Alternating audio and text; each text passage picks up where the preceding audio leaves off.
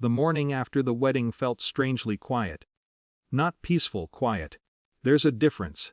Suitcases lay open on the bed, clothes folded with the mechanical efficiency of two people running on exhaustion and residual adrenaline. The room still carried traces of celebration. A forgotten bouquet ribbon, garment bags slumped in the corner, the faint scent of perfume and champagne. My husband hummed softly while sorting through chargers and travel documents. Normal, grounded, comfortingly ordinary, which is why the phone call felt so misplaced. "Good morning," the woman said, her voice professional, neutral. "This is the registry office." For a brief moment, I smiled. Some administrative leftover, I assumed. A missing signature. A clerical routine. Then her tone shifted, not dramatically, just enough. "We reviewed your documents again." A pause.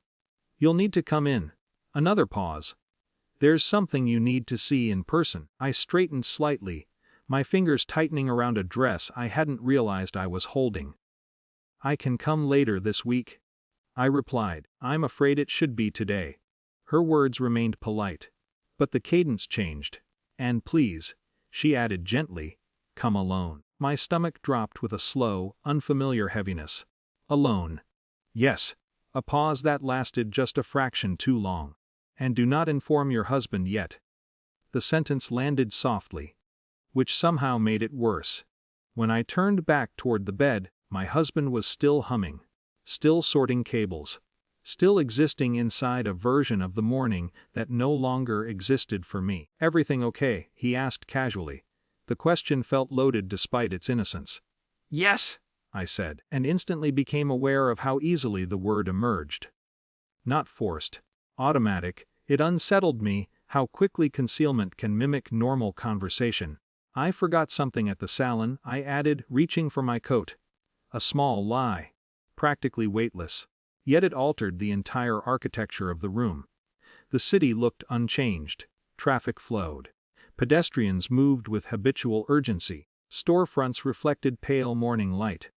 But perception has its own weather. Every familiar building seemed subtly displaced, as if I were walking through an imitation of my own life. I replayed the call again and again. "Reviewed your documents, need to see this in person." "Come alone." The phrases contained no accusation, no explanation, which gave my mind far too much space. The registry office was aggressively ordinary. Muted walls, plastic chairs, soft fluorescent lighting designed to neutralize emotion rather than provoke it. The woman who greeted me matched the voice from the phone, composed, mid-40s, expression trained into administrative calm. "Thank you for coming." No visible tension. She slid a thin folder across the desk. "Please review this." Her tone suggested procedure. Nothing more. Yet my pulse began to accelerate before my eyes even reached the page. At first, I didn't understand what I was looking at. Names, dates, stamps. Then recognition arrived in fragments. My husband's name. Another date. Another registration. Another marriage record, older, still active. The room did not spin. There was no cinematic shockwave, no theatrical gasp. Just a strange narrowing of sound, like the world lowering its volume out of courtesy. "There must be a mistake," I said quietly. The woman's expression did not change. "We've verified multiple times." A pause. "The records are consistent." Consistent.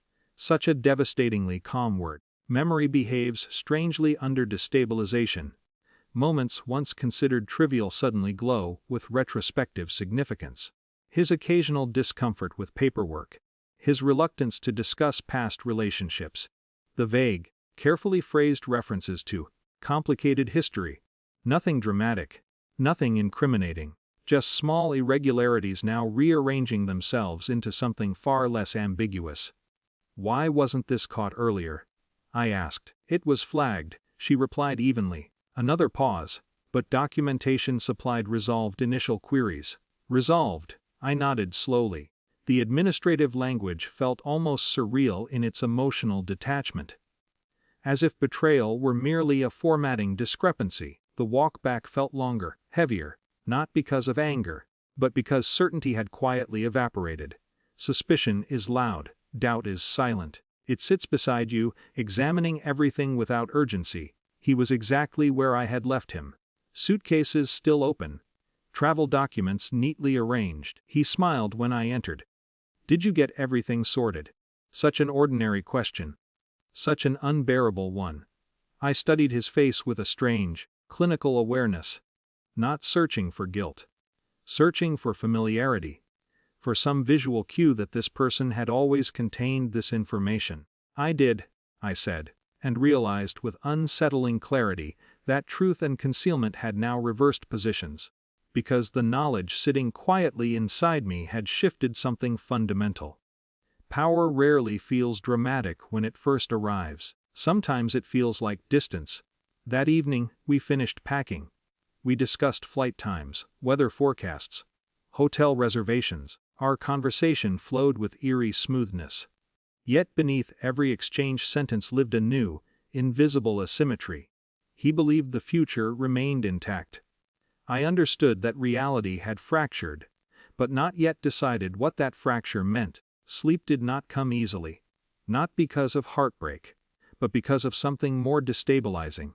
Uncertainty. Trust does not always collapse in a single explosive moment. Sometimes it lingers. Breathing, waiting, suspended between explanation and revelation, and in that space, the most uncomfortable truth slowly emerges. That knowing is not the same as understanding, and understanding is not the same as deciding.